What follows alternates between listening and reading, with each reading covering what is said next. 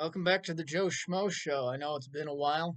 I have been a little bit busy with other projects that needed to get done.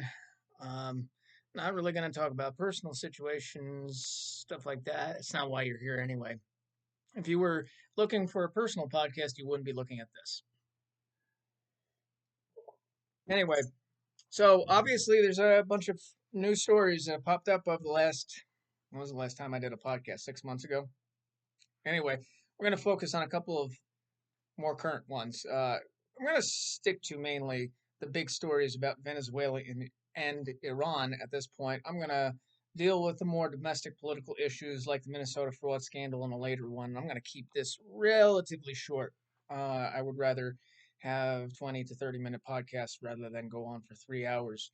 Um, Keep to a specific topic. So, as we know, on I believe Saturday morning, um, Nicolas Maduro was captured by U.S. forces in connection with the charges against him in the Southern District of New York and is facing justice there. He was captured well, not peacefully, but he was captured alive, at least, along with his wife.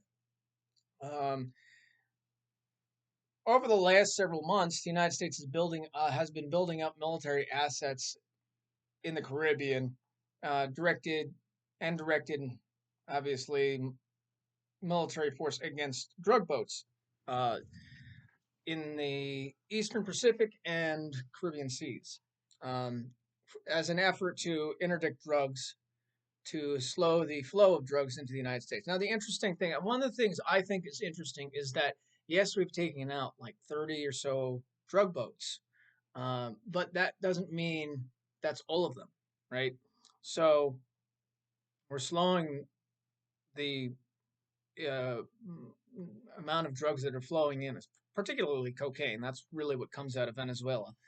But slowing that flow, but not turning it off completely. Take it for what it's worth. I think it's a good effort. I think it doesn't run afoul with international law, which I'm going to get into probably at some point during this podcast. But these drugs that are coming into the United States represent a direct threat to the American people, direct threat to our national security. The more drugs that flow in, the stronger the foreign cartels are in this country, and that does pose a national security risk. It might be uh, not as strong a national security risk as some other things that you might think of as national security risks. Islamic terror, well, any sort of terrorism coming from or inspired by transnational terrorist organizations, for example. But it still is a national security risk. It still is a good uh, method to achieve a goal, a good goal. My only question is, does it go far enough, right? Um, but anyway, as far as the capture of Nicolas Maduro to face charges in the United States, obviously that's going to be a long process. Whether a jury finally convicts him of those charges, I have my doubts because it's New York and Trump is the one that ordered his capture. So we know how that goes oftentimes in New York City. A couple of things that have happened since the capture is the the Venezuelan vice president under Nicolas Maduro, Delcy Rodriguez, I believe her name is, um, has said two things that seem somewhat contradictory, and it's difficult to place where she fits in all of this. First of all, she condemned Nicolas Maduro's captures, to be expected, and then a later comment was wanting to uh, have peaceful relations with the United States. I'm not quoting, it's not verbatim, but that's the gist of what she said. It's like, let's not escalate these tensions, let's talk, right? So it's interesting to me um, why she would say the latter. Obviously, the former makes sense because your president just got taken by the United States. Um, and obviously, we don't know details unless things start leaking out, which is possible. But there is a question as to who on the inside helped the United States. Is there someone at a higher level that kind of helped the United States, helped us form a plan for post Nicolas Maduro Venezuela? Here's what I think. Donald Trump is not going to just take Nicolas Maduro and say nothing about after that. Nothing, have no plan for after that happens. Okay, taking Nicolas Maduro out introduces a a instability and unsureness about the future of that country and of the region. And I don't think President Trump really is going to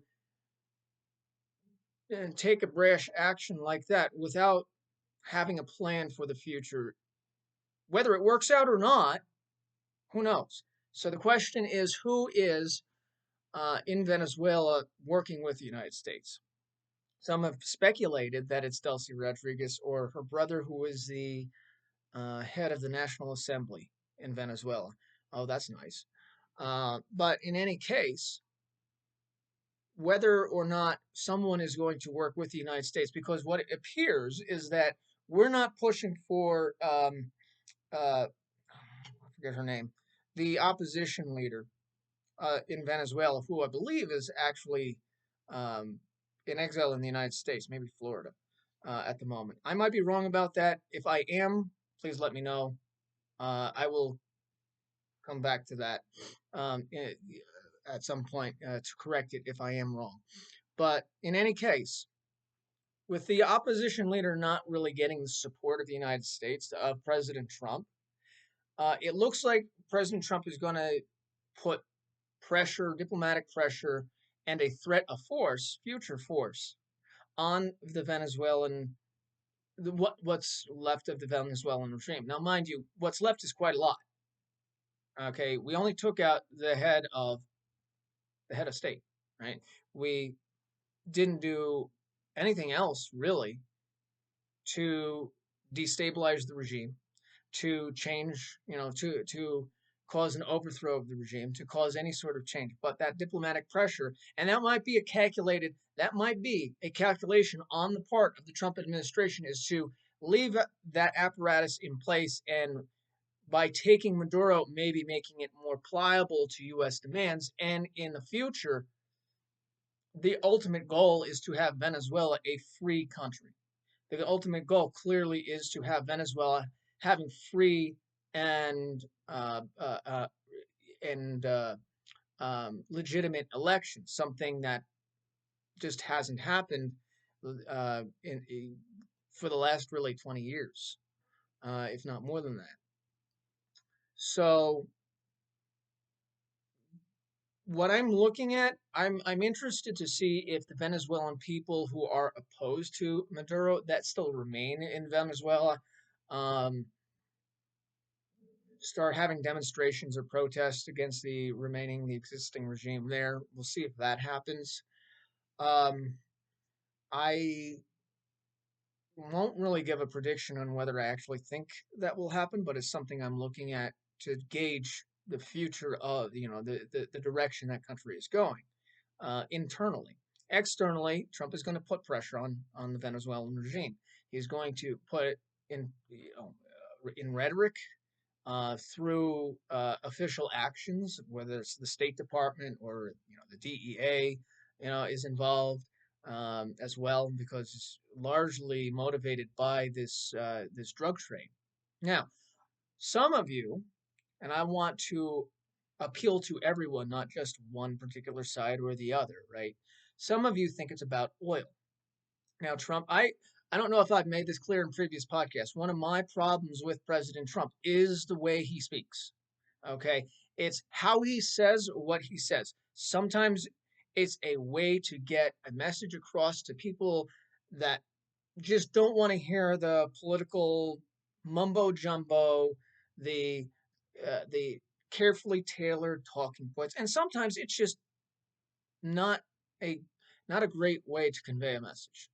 So I looked into this, and the Hugo Chavez regime between 2001 and 2009 renationalized the Venezuelan oil industry. It had been nationalized in the 70s and 80s. It went through a period of liberalization, opening of the markets in the 90s. And then when Hugo Chavez came in, he started the process of renationalizing the oil industry. Now, what that meant was some foreign investment, the United States, particularly ExxonMobil and ConocoPhillips, were involved in the development of the Venezuelan oil industry. When Hugo Chavez nationalized that, he basically stole their assets, okay, from them. Uh, and that is what President Trump is really talking about, is the theft of the assets of these two, maybe more, I'm not sure, oil companies that were involved in the production of Venezuelan oil.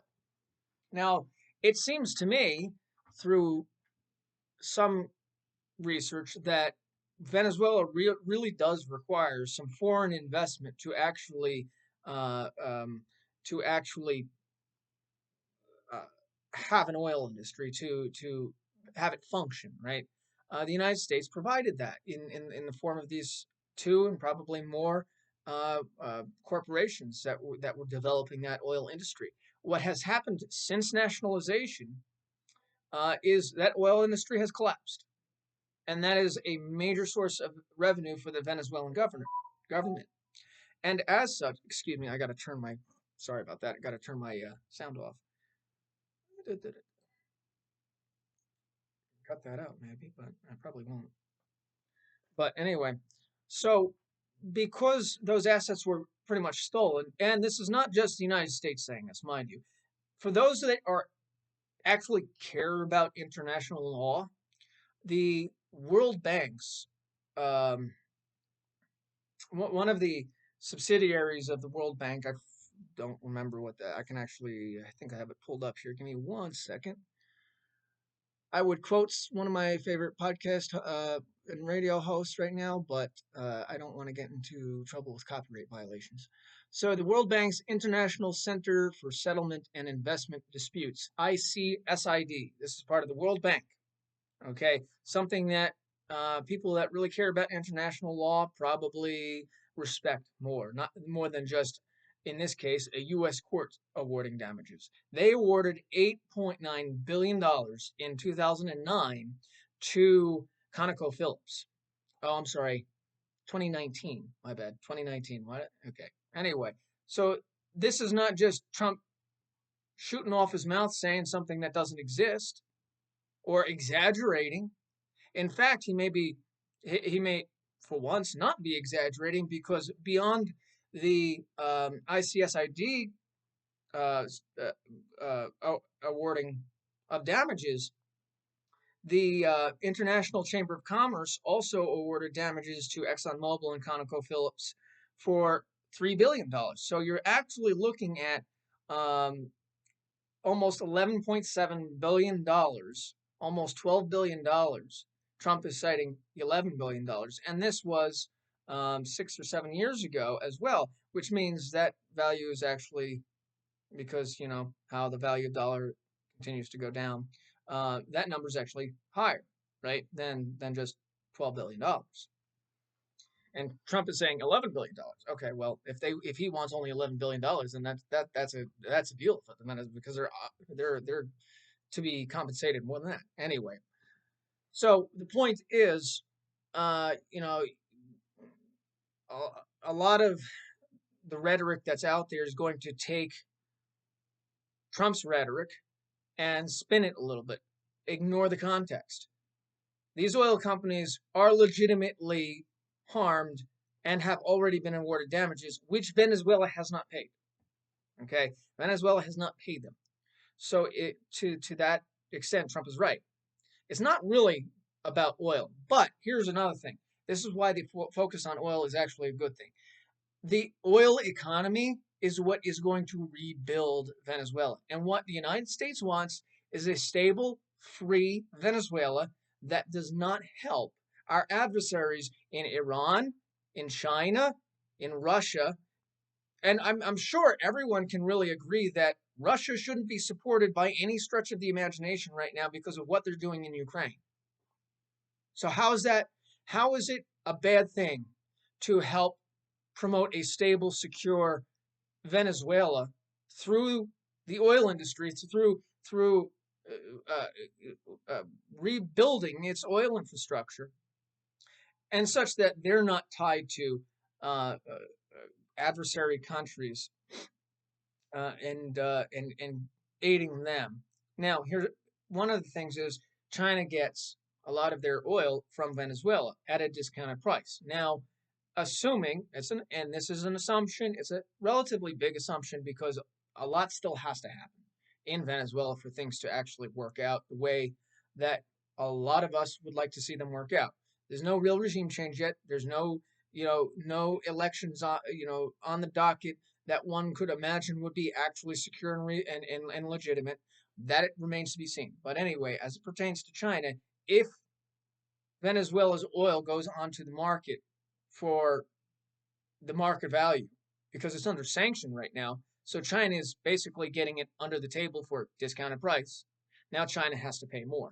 China's not really going to like that, but too bad, right? Too bad. And China has been funding a lot of its development through, this discounted oil.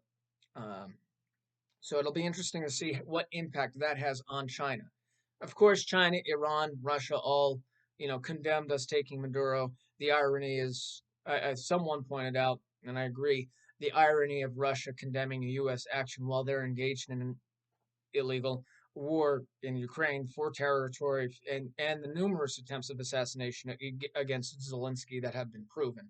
I don't have sources on that. I can get sources on that, but uh, I don't think it's unreasonable to say that there have been verified accounts of attempted assassinations against Zelensky. Um, so as far as going forward, there's a lot up in the air right now. We'll see what happens, whether Secretary of State Marco Rubio and President Trump can push around the Venezuelan government as it remains existing.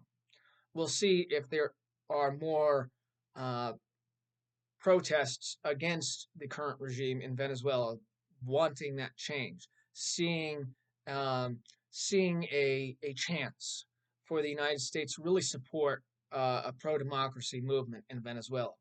We're not there yet. We're not there yet. Okay. All that has happened is Maduro is gone. And there's going to be diplomatic pressure on Venezuela going forward to meet the demands the U.S. has, the Trump administration has, to reopen the country. Um, so another in relation to that has been talk about is another country next. I want to focus on Iran. Um, Iran is a very interesting case, okay, and I want to focus on Iran on its own. So I'll likely put out another podcast either tonight or tomorrow uh, about Iran specifically. I really want to focus on this, but let's stick with Latin America right now. Um, there is questions over whether Colombia is next or Cuba. Now, Colombia is a major source of drugs. You have um, a Colombian president that is definitely not aligned with the United States right now. Gustavo Petro, I believe his name is. And interestingly enough, I don't think this means they're going to invade or anything, but there's a large buildup of military forces on the border of Colombia and Venezuela. I believe that is more to indicate, more a response to a potential humanitarian, crossing border crossing situation where there might be a lot of people that try to flee Venezuela as a result of this. I'm not sure if that's going to happen. We'll see. It just, I don't think Colombia is actually going to take action to reinstall Maduro because how would you even do that? Anyway, the question is Gustavo Petro next? Is he going to be taken by the United States? And honestly, I don't. I mean, obviously, Petro and Trump are antagonistic. Obviously, Colombia has a drug problem. Obviously, the cartels use Colombia quite a bit. It's true about a lot of places, but Colombia and Venezuela are two of the biggest ones. I think that at the moment, I'm not saying this can't happen in the future, but I don't really see a reason why Trump would try to foment regime change in Colombia just yet.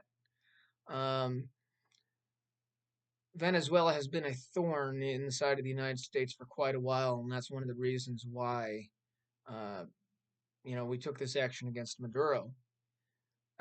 But Colombia goes back and forth. I believe during the Bush administration, 2001 to 2009, at some point during that time, may not have been for the entire time, we're actually allies with Colombia. And I do remember at one point there was uh, Colombia and Venezuela were almost on the verge of going to war over some dispute. I believe it had something to do with the FARC terrorist, FARC. I don't know what that stands for in Spanish. I'll look it up, but they're uh, a revolutionary group. I think, well, with ties to Venezuela. I'm not sure if they're based in Venezuela or based in Colombia, but they were supported by the Venezuelan government at the time. Hugo Chavez, Marxist revolutionaries. I believe there's also a drug element to them. But in any case, Colombia's wishy-washy. I don't think we necessarily need to take Gustave Petro out for there to be change in Colombia over time. But Trump has placed a greater emphasis on our region, the Western Hemisphere, for good reason. Okay, so for good reason, here's why. With Venezuela allied with Russia, China, I believe North Korea to some extent, Iran, an axis of evil, another axis of evil, right? You can call them the Axis powers or whatever. They might not be very strongly, you know, connected like the United States and Europe is in NATO, but they are allies against the West, pretty much. Let's just say hypothetically that somehow we did get into World War III against all of these countries. All right, Iran, Russia, China, North Korea. Venezuela would side with them. Venezuela is only, well, a much shorter distance from the United States than is any one of those four. It is entirely possible, and some of you might think, well, it's so unlikely as to be laughably unlikely. Possibly, but it's a contingency that we can't ignore. Even if something is unlikely, you don't ignore it. Venezuela could be, still could be, used as a base of operations in an open conflict with the United States by the likes of China and Russia, maybe less so Iran, certainly less so North Korea. We have to avoid that. That's one of the reasons why the Monroe Doctrine exists. That's one of the reasons why the Roosevelt corollary to the Monroe Doctrine exists. I am not going to uh, dishonor, not necessarily dishonor, but I'm not going to pervert that by using one of the terms that has come up in relation to Donald Trump and the Monroe Doctrine as of late. Donald Trump has his own pragmatic philosophy on projecting power, projecting our power in other areas of the world. Okay. So that's another reason why dealing with Venezuela is important. What else is important in that regard? Cuba. I already have had history in relation to Cuba and its use by our adversaries during the Cold War. Obviously, the Cuban Missile Crisis was the pinnacle of that threat. As far again, Cuba is also connected to China, Russia. I'm not sure if Iran and Cuba have any relationship. These relationships um, uh, are to be more well researched and discussed. But in general, all of these countries are connected in a net of connections. Even if one is not connected directly to another, there's a net of connections, and they're all allied against the United States to to a degree that is not uh, uh, inconsequential, right? Cuba has been um, relying on Venezuela cheap oil. Cuba has been economically destroyed basically since the end of the Soviet Union. This is what happens with communism. This is one of the reasons why Marxism is terrible. Even if it weren't for the international isolation of Cuba, well, I mean the U.S. isolation of Cuba, it still wouldn't. What are you gonna? What would to go on a little bit of a tangent? What are we gonna do? We're gonna pump dollars into Cuba just so they can be confiscated by a corrupt communist regime to do whatever they want to do and put down their political opponents, just like all communist states do. Give me a friggin' break. So yes, it's wise and rational for the United States to isolate Cuba economically. All right, but to the extent that has had an impact on its economy, they can trade with any number of other countries, and they have, and they still suck. Let's just be completely honest. They are in a terrible economic position. Their socio-political status is almost as bad as Haiti. Okay, and they rely on ideological allies like Venezuela to even survive. Talk to any person that has fled Cuba or their family, and you'll hear stories of the problems that exist in Cuba and have for a very, very long time. And here lies a problem. These problems have existed for a very, very long time. What opposition party or group or whatever is there in Cuba? Now, mind you, a lot of Cubans have fled Cuba. They're in Florida. They're in other parts of this country. They've fled this tyranny, this oppression, okay, this disaster of a state, right? When I say state, I mean a nation, a country. Um, but so as much as I would like to see the downfall of the communist regime in China, that too, in Cuba, in Cuba, um, I am not sure if that's going to get the United States anywhere because what will happen is that regime falls. What replaces it? Who knows, right? Who knows? And is it going to be better or worse than the existing uh, uh, paradigm? That's always a consideration that has to be made when getting involved in anywhere around the world. All right, if we want to get rid of the existing paradigm, what comes next? What comes after it? If we can control that or have uh, more control over it, then fine. If we don't have as much control over that, then like for example, oh, let's take out Putin. What happens? Are you going to? You're not going to control what happens in Russia. You're not going to control the next establishment, and it could be far worse. I mean, imagine if Medvedev came to power. That guy's a crackpot. He wants a nuclear war with the United States. What the heck? Right? So that's one reason why you got to think about things like this before getting involved in regime change or anything of that nature. Another thing I wanted to bring up was the term nation building being anathema to a lot of people. It's like, oh, we have this experience with Iraq and Afghanistan, and we don't want to go through that again. And I think that some people have really looked at what happened, and is happening in Afghanistan and Iraq with a lack of context. I do not think that the concept of nation building is on its face wrong. Right?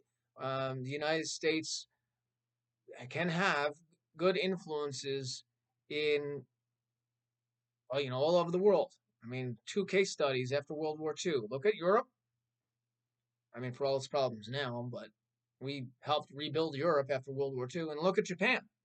Again, we helped rebuild Japan in a much stricter way, by the way, with a military basically a military dictatorship for some number of years in Japan, and look where they are now. These are two case studies of nation building, and look what happened. Good things came of it, right? Um, so I would caution people to, unless you're a politician and just using it for your own, your own power, basically, own purposes. But when you think of nation building, don't just look at uh, the glib, superficial examples, or not necessarily that the examples themselves are superficial or glib, but that the way you think about them might be. Okay, let's take Iraq, for example. Iraq is more or less a success story of nation building. We got involved in 2003. We got out in 2013, thanks to the idiot Obama. And then we had to get back in to defeat ISIS between 2014 and 2016, 17. We still have some forces in Syria and Iraq now because of the ISIS threat, and because of our attempts to destroy ISIS. But now that that has largely passed, of course, ISIS is still a threat, but they're not nearly as much of a threat as they were in 2014 and 2015. Don't mistake what I'm saying.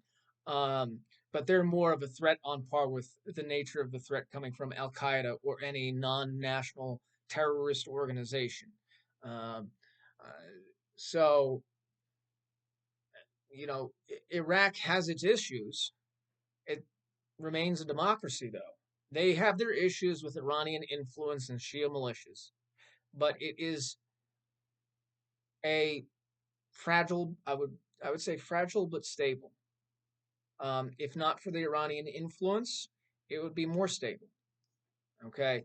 A lot of things do tie back to Iran, which is why I want to focus on that particular issue um, uh, in a more focused manner. Um, but in any case, yeah, this whole notion of nation building is the United States shouldn't engage in nation building and America first, this or that, and I could go on and on and on about, like, some people have good motivations, but wrong-headed on the practical solutions or the practical approaches. Some people don't have a good moral backbone. They don't have the a good reason to be saying what they're saying. What they're saying is trash, right? I hope I'm neither of those. I'm trying to look at things and kind of conceptualize them and approach them in a rational way. Yes, I am a Republican conservative. Yes, I do have certain ideas, but I will defend those, and if I'm wrong, I'll admit I'm wrong, right? Um, so, in any case, I think in the future, what we're looking at is, you know, how the situation with Venezuela continues. I would look more towards, if there's going to be change, maybe in Latin America, maybe you start seeing uh, popular mobilizations, popular protests, and that sort of thing. In places like Colombia, maybe Cuba. I have my doubts on both of those, but we shall see. Um, I got to look into when the next Colombian election is. I believe it was Polymarket. On Polymarket, there was like a 96 or 97% chance that Petro does not finish his term out. I do not hold, I do not value those prediction markets. What is it? Polymarket, Kalshi, all the rest. It's like, it's just for a couple of factors, neither of which are really relevant, but you know, between the insider trading and the fact that it's just it's really a guess, and a lot of the momentum of that is either from insider trading or people that just don't know what the hell they're talking about or thinking, like, oh, I'll place $1 on this. I don't care, I might not know anything about geopolitics, and I'm just putting $1 just to see if I get money out of it. But anyway, so I appreciate you listening to this podcast. I will be back with another one shortly, and I do want to focus on Iran next. Thank you.